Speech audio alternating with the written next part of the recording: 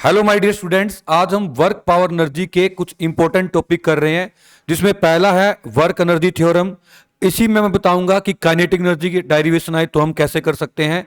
इसके बाद हम स्प्रिंग पोटेंशियल एनर्जी की डेरिवेशन करेंगे। हम जल्दी से देखते हैं वर्क एनर्जी थ्योरम क्या कहती है। पहले मैं आपको हिंदी में इजी लैंग्वेज में समझाता हूं ये क्या कहती है थ्योरम।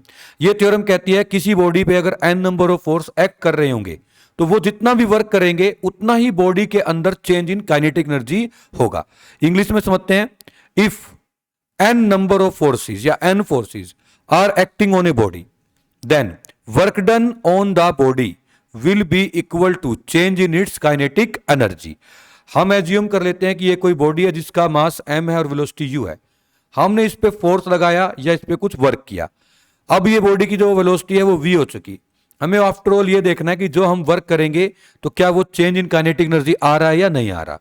हमें वर्क का फॉर्मूला पता है, स्मॉल वर्क डन होगा force into small displacement.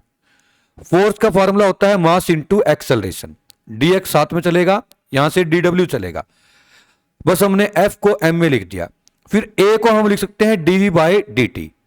a को हमने dv बाई dt लिखा, ये पूरा a है, बट यहां पर जो ये वाला पेयर बन गया ये है डिस्प्लेसमेंट टाइम के साथ कैसे चेंज हो रहा है, मींस dx बाई dt बन गया। और dx बाई dt को हम बोलते हैं वेलोसिटी। तो आप इसको एक बार ध्यान से समझेंगे। हमारे पास dw था तो dw है, इक्वल टू का साइन, मास था तो मास है, dv था तो dv है। बस ये जो dx बाई dt है ये वेलोसिटी बन गया। दोनों साइड पे इंटीग्रेट करते हैं। जब हम इंटीग्रेशन करते हैं तो हम क्या देखते हैं कि dw का इंटीग्रेशन तो आ जाएगा w, मास का इंटीग्रेशन हो नहीं सकता, बस इन दोनों के साथ में इंटीग्रेशन का सिंबल आ जाएगा।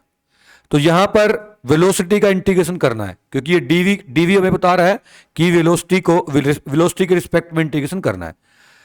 इंटीग्रेशन करना हमें आना चाहिए, पहले से ही पता होना चाहिए कि पावर अगर 1 है तो बढ़ा के क्या हो जाएगी 2, और 2 से डिवाइड करना पड़ेगा। अब माय डियर स्टूडेंट्स, हमारे पास इस 2 को बाहर ले आते हैं, मतलब ये जो 1/2 है तो हाफ बाहर आ जाएगा, 2 यहां से हट जाएगा। तो इस स्टेप से बाद आगे देखते हैं। हाफ देखिए बाहर आ गया, m है, अंदर हम एक बार अपर लिमिट पुट करते हैं, माइनस में लोअर लिमिट। ये मेथड होता है upper limit minus lower limit, means v की जगह एक बार v ही रख देना तो v का स्क्वायर आ जाएगा, और एक बार v को हटा के v की जगह u रख देना है तो u का स्क्वायर आ जाएगा। हाफ m जब अंदर मल्टीप्लाई होगा तो इससे बन जाएगा हाफ एम वी स्क्वायर, और यही हाफ m जब इससे मल्टीप्लाई होगा तो बन जाएगा हाफ m u स्क्वायर। क्योंकि v फाइनल वेलोसिटी होता है तो हाफ एम वी स्क्वायर बन जाएगा काइनेटिक एनर्जी फाइनल, माइनस क्योंकि u इनिशियल वेलोसिटी होता है तो हाफ m u स्क्वायर बन जाएगा काइनेटिक एनर्जी इनिशियल। यही हमें प्रूव करना था, हम लिख देंगे लास्ट में hence proved work done is equal to change in kinetic energy आ गया। अब हम देख लेते हैं स्प्रिंग पोटेंशियल एनर्जी की derivation. My dear students, let हमारे पास ये एक स्प्रिंग है, इसमें जो हमने एक्सटेंशन दी, इसमें जो हमने इसको खींचा, लेट वो x है, तो हम लिख देंगे extension is equal to x। Topic का नाम है spring potential energy. Spring potential energy, extension हमने x दी स्प्रिंग के अंदर। हर स्प्रिंग का एक स्प्रिंग कांस्टेंट होता है, क्योंकि जैसे जैसे हम फोर्स को एक्सटेंशन को बढ़ाएंगे, एक्सटेंशन का मतलब होता है स्प्रिंग कितना खींच रहे हैं हम या कितना प्रेस कर रहे हैं, मतलब चेंज इन लेंथ को बोलते हैं। तो फोर्स जो है डायरेक्टली प्रोपोर्शनल टू x होता है। F इज इक्वल टू क्या आ जाएगा k इंटू एक्स, साथ में माइनस का सिंबल आ जाएगा। ये जो k है इस कांस्टेंट को बोलते हैं फोर्स कांस्टेंट, या इसी को हम बोलते हैं spring constant.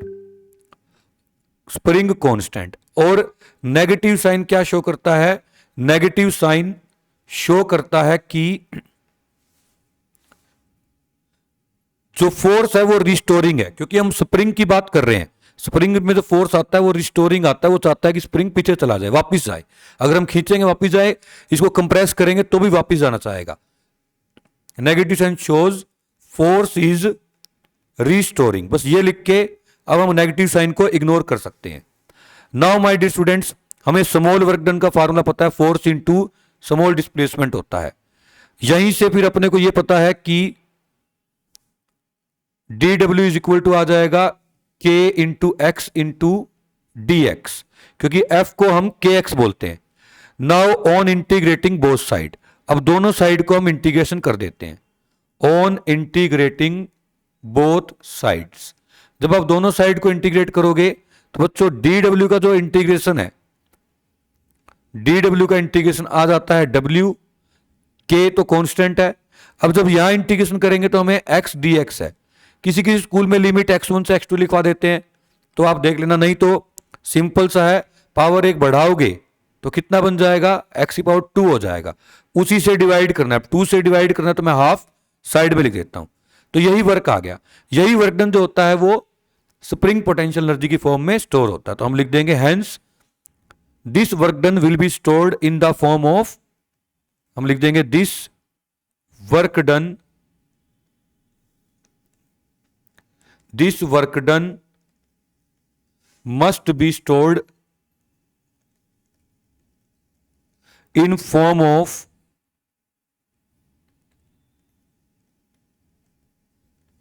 Spring potential energy. तो जो हमारा आंसर था हाफ के एक्स, वही का वही, अब u is equal to half k x square लिख देंगे। अब आती है काइनेटिक एनर्जी की derivation. My dear students, kinetic energy की जो एक्सप्रेशन है, सेम जो हमने वर्क पावर एनर्जी की, वर्क एनर्जी थ्योरम की एक्सप्रेशन करी है, इसमें हम स्टार्टिंग में u को 0 लिख देंगे। जब u को 0 लिखेंगे तो हम जितना वर्क कर रहे हैं वही कितनी आती है, काइनेटिक एनर्जी। तो हम बस यही लिख देंगे work is equal to kinetic energy. Same step करना, ऊपर थोड़ा सा चेंज आएगा वो मैं बता देता हूं। तो आपको ये लिखना है kinetic energy is energy possessed by a body due to its motion. बाकी सेम डेरिवेशन, बस यहां पे जो लास्ट में हमने लिखना है if u is equal to 0, तो यही वर्क डन क्या हो जाएगा, काइनेटिक एनर्जी की फॉर्म में स्टोर हो जाएगा। होप सो बच्चों आपको समझ आ गया होगा। एग्जाम पॉइंट ऑफ व्यू से इतना लिख देंगे तो सफिशिएंट रहेगा। थैंक यू सो मच बच्चों।